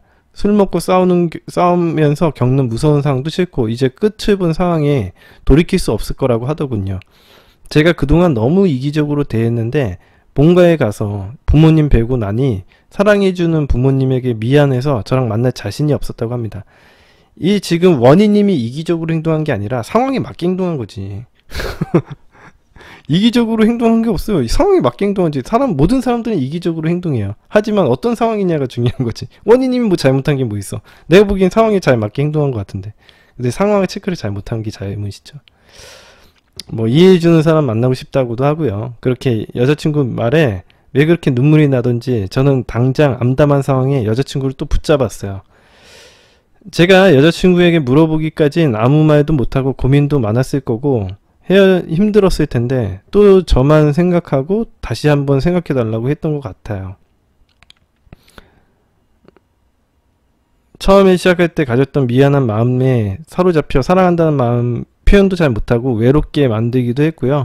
지금 생각해보면 여자친구에겐 헤어질 수밖에 없는 이유가 있네요. 사양 표현도 못해줬고 상처되는 말도 많이 했으니까요. 많이 반성하고 있습니다. 이게 문제가 아닌데 엉뚱한 데서 자꾸 문제를 찾는 거예요. 표면적인 문제죠. 사랑 표현 못해준 거? 그런 표현 안 해줬어도 1년 6개월 만났어요. 이게 문제가 아니었던 거죠. 상처되는 말은요, 본인의 상황이 개선이 안 됐기 때문에 상처되는 말을 했었던 거죠. 반성할 거는 이런 말들을 했던 자기를 비난하고 비판하는 게 아니라 이 사람과 정말 잘하고 이 사람에게 정말 좋은 사람으로 남고 싶다면 이런 말들을 하게 됐었던 상황을 극복하고 자기가 자존감을 채우고 다시 일어서는 거예요. 그래야지 그 여자를 사람 대 사람으로 어른으로 마주할 수 있는 거죠. 과연 그런 말을 했다고 해서 자기를 비난하고 쭈그려 앉아있으면 되겠습니까? 사랑 표현 못 해줘서 1년 6개월 만났어요. 사랑 표현 안 해줬어도 돼요. 제가 생각하기에는. 이게 결정적인 문제라고 볼 수는 없습니다. 상처되는 말을 해서 상황을 악화시킨 거, 이거는 그런 상황을 만들었던 이유가 있었겠죠. 자, 4월 14일 그 후로 연락하지는 않았습니다. 많은 생각을 했고 제가 달라져야 하는 게 맞다고 판단했어요. 제 자신을 좀 돌아보면서 소유도 끊고 반성하면서 성숙한 사람이 되어야겠다고 다짐했습니다. 많이 힘들었지만 이별을 말하는 여자친구도 그동안 저를 견뎌내느라 더 많이 힘들었을 상황을 알아서 연락하지는 않았어요. 헤어지고 이틀 지나 출근길에 문을 열었는데 제 옷을 집 앞에 갖다 두었더라고요. 헤어지면서 제 옷들을 전부 여자친구 집에 있기도 했고 일단은 급한 대로 출근할 때 입으라고 가져다 준 듯 합니다. 아직도 정리되지 않은 물건들이 많네요. 버릴 수 없어서 곧 택배로 보낼 테지만 그런 부분들을 흔들리지 않으려고 꾹 참고 연락하지 않았는데 회사 동생의 말에 멘탈이 붕괴되어 저번 주 4월 20일 날 또 연락해버렸어요. 연락 후 3일 뒤에 택배가 왔네요. 연락을 해봤던 건 회사 동생을 제가 여자친구에게 소개해줘서 둘이 친구가 사이가 됐는데 제가 조금 괜찮아지니까 제게 이야기를 해줬어요. 헤어지고 다음날 여자친구가 저를 잘 부탁한다고 잘 챙겨달라고 부탁하면서 저에게 무슨 일이 생기면 연락을 달라고 그랬다나요? 그리고 그 다음날 보고 싶은데 연락할 수 없었다고 했다고 하더라고요. 참 이런저런 이야기에 흔들리지 않으려고 했지만 그 이야기를 듣고 연락을 하고 말았습니다. 그동안 힘들게 해서 미안하다는 내용과 노력한다는 내용이었어요. 답장으로는 우리 너무 다르고 저를 좋아했던 걸 후회하지 않는다고 하네요. 또 싸웠던 우리를 지어내고 아무렇지 않게 저를 볼 자신이 없다는 말을 되풀이하면서 헤어지고 나니 많은 걸 깨닫게 됐다고, 다른 사람이 아닌 자신을 위해서 삶을 살고 싶다고, 더 좋은 사람 만나서 더 잘해주라고 각자 새로 시작하자고 하네요. 지금 당장은 그런 마음이겠죠. 지금 당장 그런 마음이겠습니다.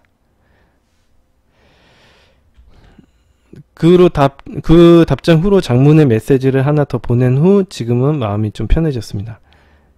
제가 그에 대한 답장을 하면서 부담스러우면 답장 안 해도 괜찮다고 해서 그런지 답장은 안 왔지만 프로필 음악을 설정해 두었네요. 자, 어떤 문제를 해결하고 싶을지 한번 보도록 하겠습니다. 첫 번째, 제가 헤어지고 일주일 후에 카톡을 보낸 후 여자친구 상황에 맞는 프로필 음악을 해놓고 제 물건들을 택배로 보냈는데 어떤 심리일까요? 보통 정리할 게 많으면 연락해서 정리를 해야 되는데 저는 헤어지고 난 후 그런 부분은 전혀 연락하지 않았어요. 나는 그 물건을 연연하지도 않는다. 나는 너와의 관계에 대해서만 이야기하고 싶다, 이런 생각이었거든요. 물론 여자친구도 제 물건을 보내고 연락을 해준다던가 이런 부분은 없었고요. 예, 별로 심리는 없어요. 그러니까 자꾸 이 작은 것들을 보고선 심리를 파악해달라고 하는데 별 심리 없습니다. 예, 지금 해석할 게 없어. 이 결과적으로 분석을 한다고 해서 달라지는 게 없어서 저한테 되게 많이 질문을 하거든요. 상대방의 심리에 대해서 되게 궁금해해요, 사람들이. 근데 딱히 할 말이 없어요, 제가. 왜냐면은 결과적으로는 걔 심리를 다 분석을 한다고 해서 지침이 달라지지가 않아요. 2개월, 3개월 기다려야 되는 거는 무조건 헤어지자고 얘기가 나왔기 때문에 그 말에 대한 책임을 져야 돼요. 그래서 사실 달라지지가 않습니다. 그리고 지금 이분 같은 경우에는 잠깐 만난 게 아니라 1년 6개월 동안 만났었죠. 그렇기 때문에 사실은 그런 이야기로 뭔가 뒤집을 수 있을 만한 카드가 된다고 보지는 않아요. 여자분도 그러니까 이런 것들 심리를 좀 분석은 해드리자면 이런 거예요. 물건을 택배로 보내고 이런 것들, 여자분도 미련이 많이 남는구나. 하지만 지금까지의 행동 패턴들을 봤을 때는 이 여자분은 확실히 변하지 않는다라는 걸 인지하고 있고 하루 이틀 문제로 헤어진 게 아니니까 이 사람이 변하는 제 카테고리아가 필요하다라는 걸 이 이야기를 통해서 확실히 느끼게 되네요, 저는. 그러니까 이 여자친구는 여태까지 겪었던 모든 문제들을 통합해 가지고 헤어지자고 한 거지 단순히 감정으로 헤어지자고 한 게 아니라는 거죠. 많은 헤어짐의 사연들이 다 마찬가지입니다. 예, 다른 게 아니고요. 아무튼 그런 것 같고요. 예. 두 번째 질문. 굳이 제 지인에게 헤어졌다고 공표하면서 저를 잘 부탁한다 얘기하는 게 심리는 뭘까요? 그러니까 이건 미련이 남고 인간의 감정 안에는 여러 가지가 콤플렉스하게 작용을 하는 겁니다. 대부분의 사람들을 보시면 아시겠지만 재회를 하고 싶어하는 마음을 가지면서도 복수하고 싶어하는 마음도 있고 여러 가지 감정이 섞여 있는 것처럼 말이죠. 잘 생각을 하면 이 상대방의 마음을 생각하기보다는 본인의 마음을 한번 헤아려 보시면 더 좋아요. 인간이 어떤 감정을 가지고 있는지를 갖다가 자기를 보면은 사람들이 보입니다. 근데 내가 어떤 감정을 가지고 있어? 좋아하기도 하고 포기하려고도 했다가 다시 제외하고 싶기도 하고 미안한 감정도 들고 뭐 여러 가지 감정이, 얘가 나를 갑자기 떠난 거에 대한 원망도 있을 거고 여러 가지 감정이 다 들어있겠죠. 그러면 본인 심리는 도대체 뭡니까? 제가 얘기하고 싶은 게 뭐예요? 이게 본인 심리는 도대체 뭐예요? 응? 본인이 그런 여러 가지 복합적인 감정은 분명히 제가 얘기하는 거 다 들어있겠죠. 본인 감정 안에. 그럼 본인 심리는 도대체 뭡니까? 그러니까 심리를 해석해가지고 도움이 되는 게 없어요. 예. 그냥 약간의 미련이 남아서 그런 행동을 하지만 절대적인 프레임이나 가치 있는 감정은 그 프레임에 수렴을 하게 돼 있거든요. 본인이 생각하는 가치. 근데 이제 본인이 안 변한다라는 걸 알기 때문에 적어도 내가 변화했을 것 같다라는 심리를 가질 만한 적어도 제 카테고리아가 될 만한 한 3개월이라는 시간은 필요하지 않나라는 생각이 듭니다. 아주 최소 3개월, 길게는 5개월에서 6개월까지 필요할 겁니다. 우리 우원희님은. 세 번째 질문. 여자친구가 제 주변인에게 안부를 묻는다던가 지인들이 제게 여자친구 얘기를 일부러 꺼내고 그러는데 제 주변인들을 통해 제 이야기가 전달되어 버리면 단절되는 효과가 없을 것 같은데 어떻게 대체 무슨 얘기예요 이게 도대체? 다시 한번 읽어볼게요. 이게 이해가 안 돼요. 제가 읽었는데 여자친구가 제 주변인에게 제 안부를 묻는다던가 지인들이 제게 여자친구 얘기를 일부러 꺼내고 그러는데 주변인들을 통해 제 이야기가 전달되면 단절되는 효과가 없을 건데 이게 무슨 얘기인지 잘 모르겠어요. 이게 뭔 얘기지? 이게 도대체 뭐 단절되는 효과는 갑자기 여기서 왜 나오는 거야 도대체? 여자친구한테 얘기를 하는데 왜 단절되는 효과가 왜 나오는지 제가 이해가 안 됩니다. 예. 패스. 이 질문 패스. 네 번째 질문. 저와 같은 경우 기간을 어느 정도 잡고 3개월. 여자친구는 자존감이 낮은 말을 많이 하던 친구라 지금은 동굴로 들어간 느낌이에요. 최소 3개월, 길게는 5개월에서 6개월. 이 정도면 아마 제외는 가능하실 겁니다. 만나는 거 되고요. 연락될 거예요. 그러면 그때 어떻게 행동하시느냐에 따라서 제외는 가능할 겁니다. 최소 3개월이에요. 이분은. 예, 길게는 5개월. 예. 자, 추가 내용. 5월 2일날 멘탈을 나가서 일보러 간 김에 전 여자친구 직장 근처로 얼굴 보러 갔습니다. 얼마 안 되긴 했지만 연락을 안 하던 상태라 엄청 놀라더라고요. 얼굴 봤으니까 갈게 하고 돌아섰습니다. 이거 제가 배운 대로 또 하네요. 예. 제가 보낸 톡이 마무리 짓는 톡이라 답장은 없었습니다. 뭔지 보여드릴게요. 여러분들에게도 카톡을 캡처해가지고 보여주셔가지고요. 예.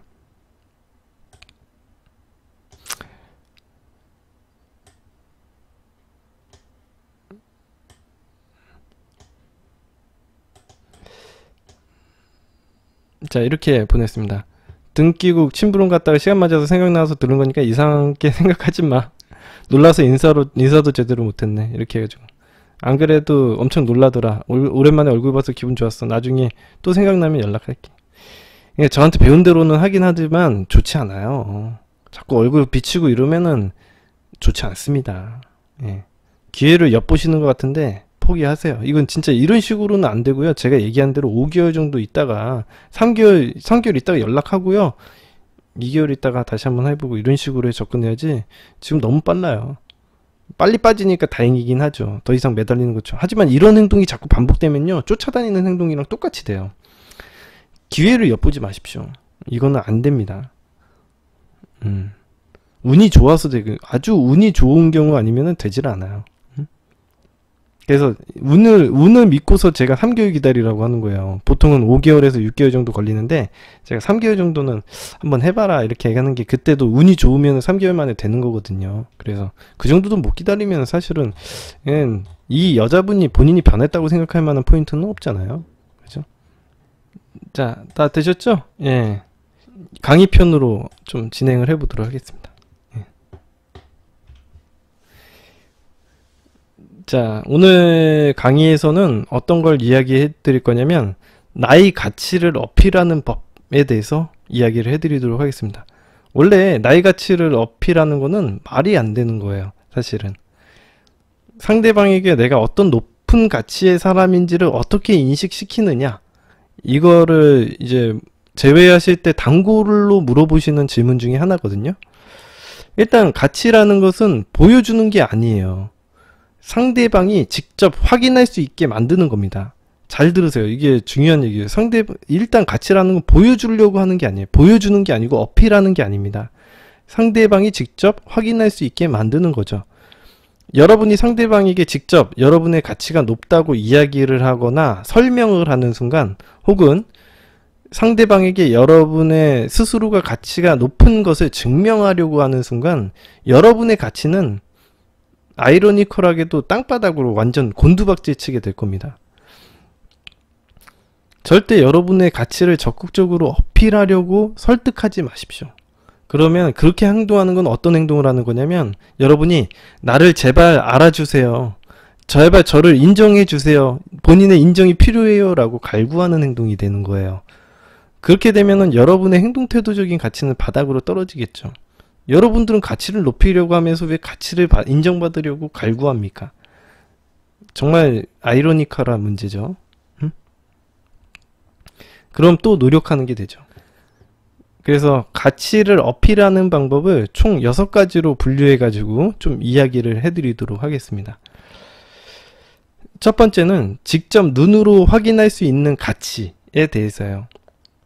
이 세상을 살아가는 99.99%의 사람들은요, 다른 이성을 보았을 때 그 사람의 내면 세계가 어떻게 설계가 되었는지 볼 수도 없고요, 보지도 못합니다. 그리고 봤다고 한들 그걸 판단의 기제로 사용하지 않습니다. 즉, 인간들은 어찌 됐던 건 간에 겉으로 보여지는 모습을 갖다가 진짜라고 믿을 수밖에 없어요. 예를 들어서 여러분들이 데이트를 하러 나올 때 타고 나오는 자동차, 데이트를 할 때 입는 옷, 액세서리, 그리고 여러분들의 행동 태도나 말투를 갖다가 그 사람이라고 판단을 할 수밖에 없는 거죠. 그걸 그대로 받아들여야지, 그게 거짓이라고 받아들일 수 있을까요? 그러기가 쉽지 않은 게 아니라 불가능하다라고 보시면 됩니다. 우리는 이런 것들을 통해서 이 사람이 어떤 삶을 살고 있는지 이런 것들을 판단하게 되는 것이죠. 당연하지 않습니까? 그래서 많은 사람들이 이런 보여지는 모습에 굉장히 신경을 많이 씁니다. 그리고 실제로 잘 통합니다. 제가 앞에서 이야기를 하였다시피 남자는 여자를 잘 모르고요, 여자도 남자를 잘 모릅니다. 그렇기 때문에 보여지는 것을 믿는 게 당연한 거죠. 여러분들이 생각하기에는 남자분들도 이런 생각하시잖아요. 아, 나는 정말 괜찮은 남자인데 왜 이 세상 모든 여자들이 나를 좋게 생각해 주지 않는 거야 라고 얘기를 하지만, 그거는 어린애 투정밖에 안 되는 거죠. 사실 보여주는 것밖에 믿을 수밖에 없습니다. 어쩔 수가 없어요. 뭘 판단할 수 있는 게 기준이 없어가지고, 예. 그 사람의 내면을 본다는 건 거의 뭐 불가능한 일이라서.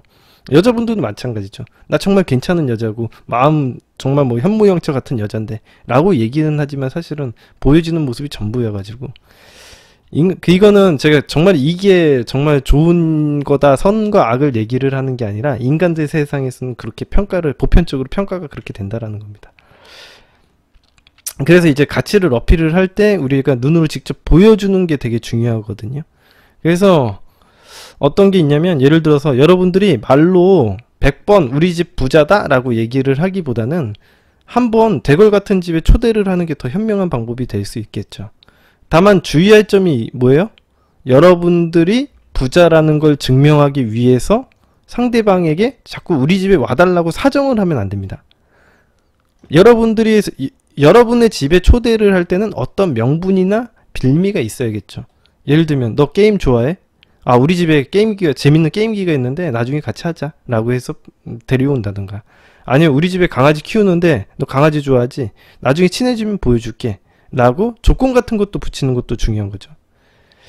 어떻게 해서든지 어필하려고 노력을 하면, 나의 가치를 어필하려고 노력하면은 여러분들이 아무리 부자여도 뭐 어떤 정말 뭐 형모양처더라도, 여러분들이 정말 대단한 가치를 가지고 있는 사람이어도 그거는 상대방에게 가슴 뛰게 하는 그런 요인이 못 돼요. 가치가 낮아지는 겁니다. 그런 걸 어필하려고 하는 순간. 그리고 이런 것들은 이제 위에 지금까지 얘기했던 거는 짝사랑을 성공하고 싶으신 분들은 위에 지금까지 얘기했던 겉으로 보여지는 모습들이 되게 중요하거든요. 근데 이제 문제는 뭐냐면, 제가 늘상 얘기를 해드렸다시피 제외하는 분은 좀 달라요. 제외하는 분들은 이런 가치 어필 방법이 좀 다릅니다. 무슨 얘기냐면 제외하시는 분들은 이런 부분들을 갖다가 이 사람과 만나면서 이미 다 알고 있는 부분이기 때문에 사실 헤어진 상황에서 이런 걸 어필할 수가 없어요.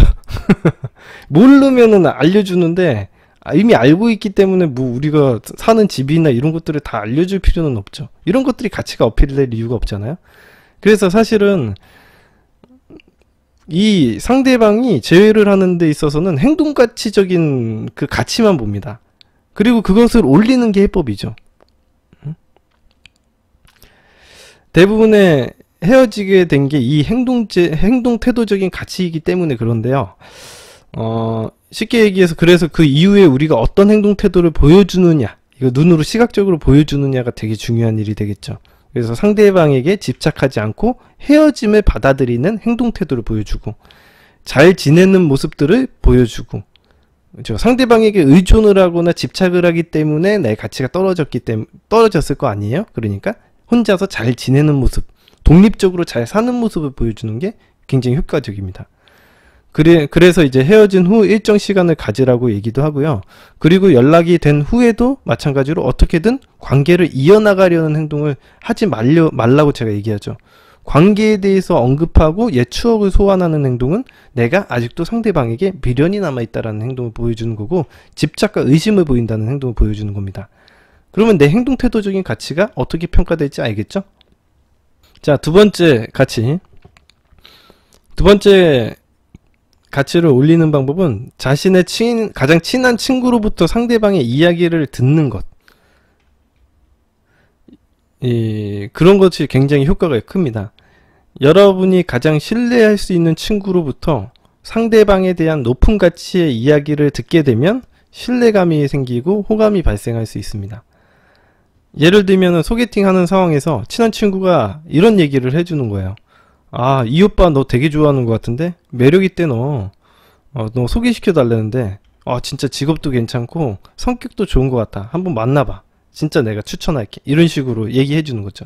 이런 것들이 이제 가치가 높아질 수 있는 포인트 중에 하나입니다.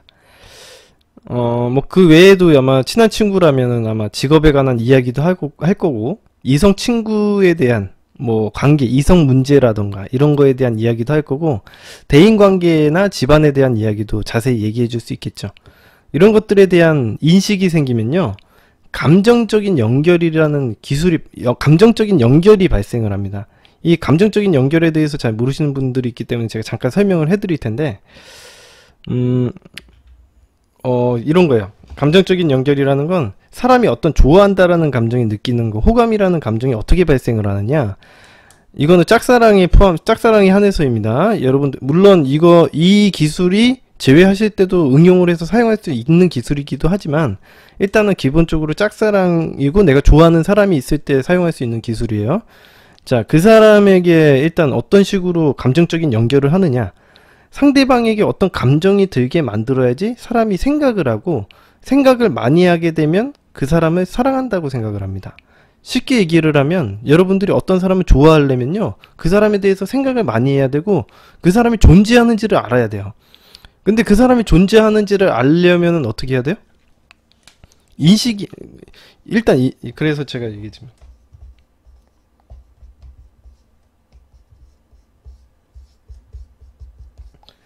그래서 여러분들이 처음에 어떤 일이 일어나냐면 감정하고 인식을 같이 일으키는 경우가 많아요. 그러니까 상대방에 대해서 인식이 생기면 감정이 같이 생기거나, 아니면 감정이 생기면 인식이 생기거나, 이 두 가지 일이 발생합니다.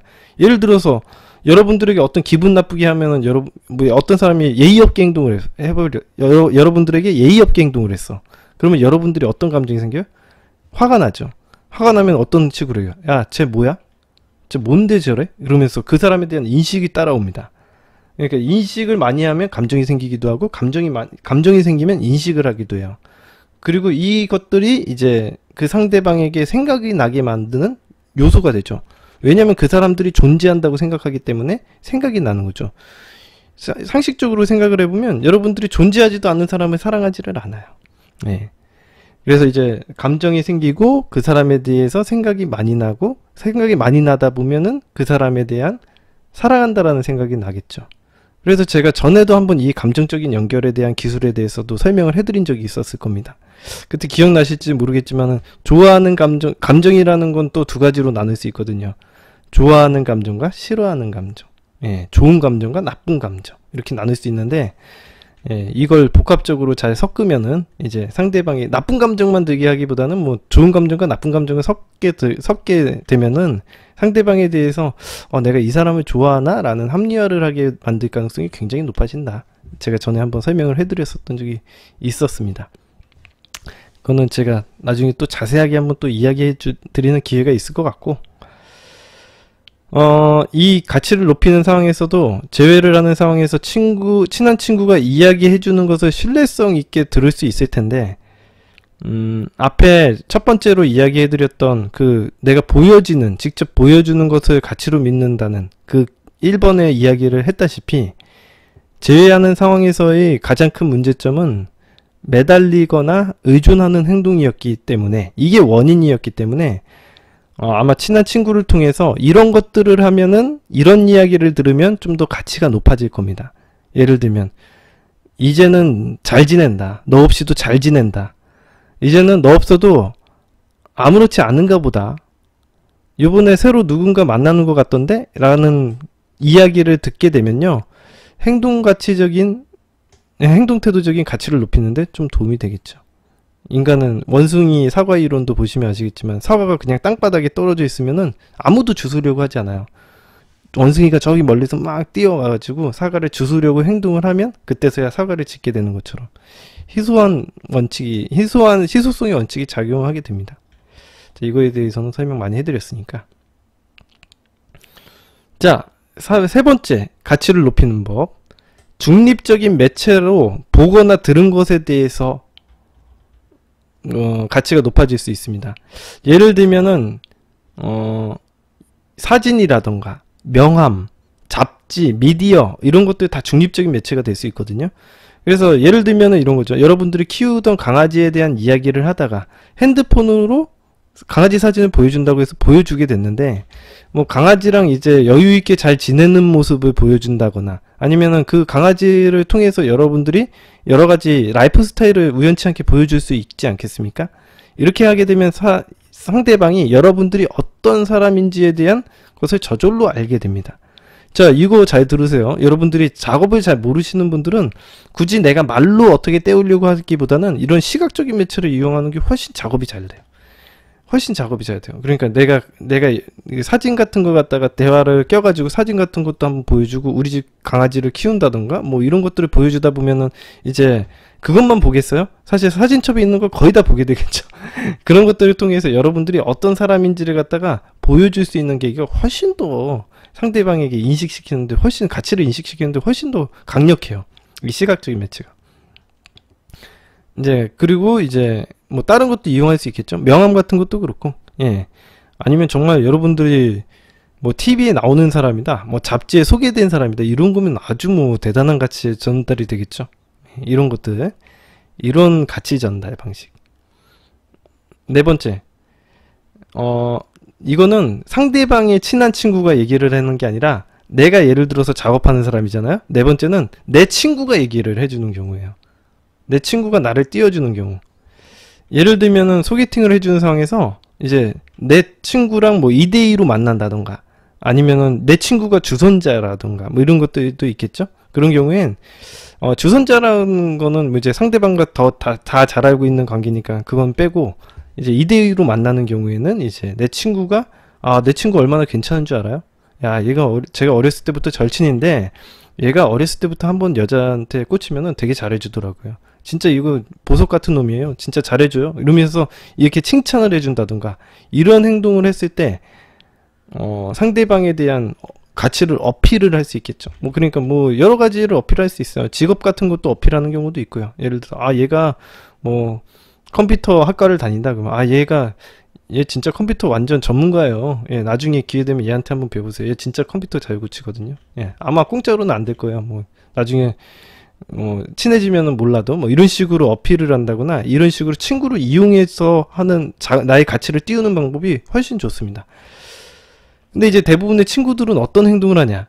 예를 들어서 2대2로 만나면 친한 친구들은 어떤 행동을 하냐면 서로 남자들끼리니까 경쟁이 붙어가지고 서로 깎아내리기 바쁘지 이런 칭찬을 잘 안 해줘요.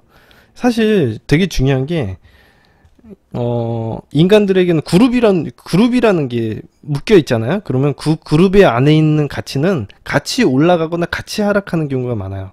근데 여러분들은 친한 친구라고 선언을 해버리면 그 사람은 한 그룹으로 묶여버립니다. 한 그룹으로 묶이는데 자기 친구를 갖다가 욕하잖아요. 그러면 그 그룹의 전체적인 가치가 떨어져 버리는 거예요. 그래서 왜 있잖아요, 우리 형제들끼리 막 싸우잖아요. 그러면 네가 잘했네 내가 잘했네 형제들끼리 싸워서 뭐예요? 그 그룹의 가치가 집안 망신만 되는 거지. 사실 걔랑 잘잘못을 따진다고 해서 뭐가 달라지는 게 있겠어요? 이게 그룹 이론이라는 거예요. 그러니까 여러분들이 어떤 친한 사람이라고 얘기를 한다면 내 팀이다 라고 생각을 하고 그 사람들을 추켜 세워줘야지 나의 가치도 올라가는 거거든요. 같이 사람들이 잘 모르니까 경쟁 붙어가지고 남자들이 특히 그래. 친구들이라고 막 껴가지고 여자친구 데리고 오잖아요. 그러면은 얘 어렸을 때 어떤지 알아요? 막 흠잡고 막 그런 사람들 굉장히 많은데 그럴 거면은 도움이 하나도 안 됩니다. 예, 그런 친구들은 도움이 하나도 안 돼요. 작업을 하는데 도움이 하나도 안 돼. 여러분들은 잘 모르니까 그냥 친한 친구라고 하면 소개시켜 주려고 하는데 그런 행동하면 도움이 하나도 안 됩니다. 자, 이런 단계가 있고, 자, 다섯 번째 가치를 높이는 방법은 스토리텔링 안에서 여러분의 가치를 가미해서 이제 이야기를 해주는 것, 스토리텔링. 제가 스토리텔링에 대해서는 제가 되게 얘기 많이 해드렸죠. 제가 오늘도 좀 두 가지 정도 스토리텔링을 소개를 시켜드리려고 하는데, 잠시만요.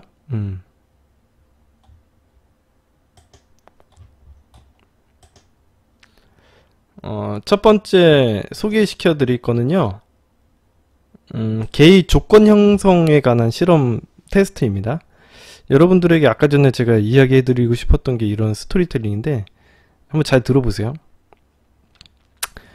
게이 조건 형성 실험 과정에서 우연히 발견된 건데, 1단계에서는 이제 개를 도망가지 못하게 묶어 놓은 채로 바닥에 이제 전기가 통하는 방에다가 하루 동안 전기 충격을 계속 주는 거예요. 처음 1단계 실험이. 자, 그 다음에 그 개와 1단계를 거치지 않는 개를 갖다가 이제 그 방 안에다가 풀어 놓은 다음에 전기 충격을 또 주는 거죠. 이게 2단계 실험입니다. 근데 2단계 실험에서는 어떻게 되냐면 1단계를 거치지 않는 개는요, 놀래서 도망가요. 다른 방으로. 근데 1단계를 거친 개는요, 도망갈 수도 있는데도 불구하고 거기에서 가만히 전기 충격을 받고 가만히 있다는 거죠. 그리고 3단계 실험에서는 1단계에서 학습한 개와 옆방으로 도망간 개, 전기 충격을 피할 수 있다라는 것 갖다가 1단계를 경험한 개에게 이제 옆방으로 도망갈 수 있다라는 걸 학습을 시킵니다. 너 저쪽으로 도망갈 수 있는 거야 라고 이걸 학습을 하고 경험을 할 수 있게끔 하고 나서 다시 전기 충격을 줘요. 그럼에도 불구하고 걔는 다시 전기 충격을 그대로 받고 있다는 거죠. 도망가질 않고 계속 전기 충격에 계속 받고 가만히 있다는 거죠. 이게 왜 그런 거냐면 무기력이 학습을 당하는 겁니다. 이 사람이 살다 보면은 절망스러운 경험을 하게 되고, 특히 그게 반복되는 경우에는 인생에서 벗어날 수 없는 것처럼 수렁처럼 느껴지게 되고, 자신이 어떤 노력을 해도 기다리는 것은 좌절뿐이지 무력감밖에 없다라는 걸 학습하게 되는 거예요.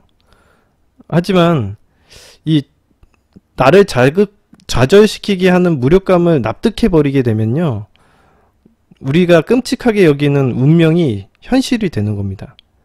자, 우리가 아직 인생의 반도 안 살았지 않겠습니까?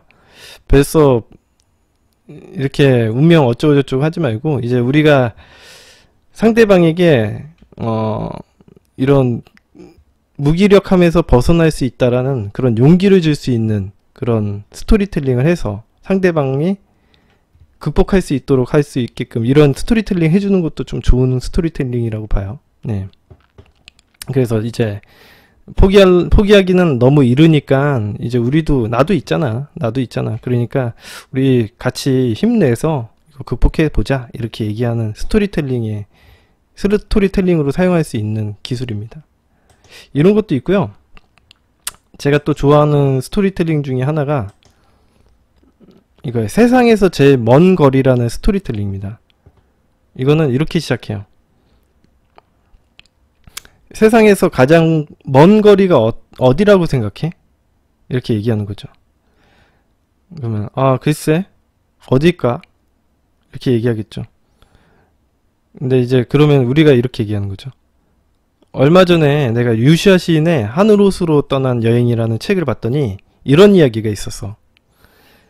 유시아 시인이 하루는 인도의 리시케시 강가에서 한 스와미와 한 승려와 이야기를 나누었는데 이야기를 나누어 보니까 그 승려가 인도의 남부에 있는 아주 작은 마을에서 기차를 타고 왔다는 거야. 근데 그 기차가 여기까지 오는데 100시간 이상이나 걸렸다는 거예요. 그래서 어떻게 그렇게 먼 거리를 올 생각을 했는지 너무 궁금해져서 물어봤어요. 그 승려한테 어떻게 그렇게 먼 거리를 올 생각을 하셨어요? 100시간 이상이나 걸렸다고요? 그랬더니 그 승려가 뭐라고 얘기했냐면 그보다 먼 거리가 있다. 세상에서 가장 먼 거리는 사람의 머리와 가슴까지의 30cm밖에 안 되는 이 거리라고요. 이 머리에서 가슴까지 이동하는데 평생에 걸리는 사람이 있다고 합니다. 자, 이러면서 여러분들이 원하는 목적을 이야기하는 것도 좋겠죠. 예. 여러분들이 이제 상처에 시련의 아픔을 겪고 있다던가 아니면은 어떤 아픔을 겪고 있는 사람들에게 용기를 내라는 의미에서 이런 스토리텔링도 사용할 수 있을 겁니다. 응용은 되게 다양하거든요. 그러니까 한번 이런 부분을 갖다가 알고 한번 사용해 주시면 좋을 것 같습니다.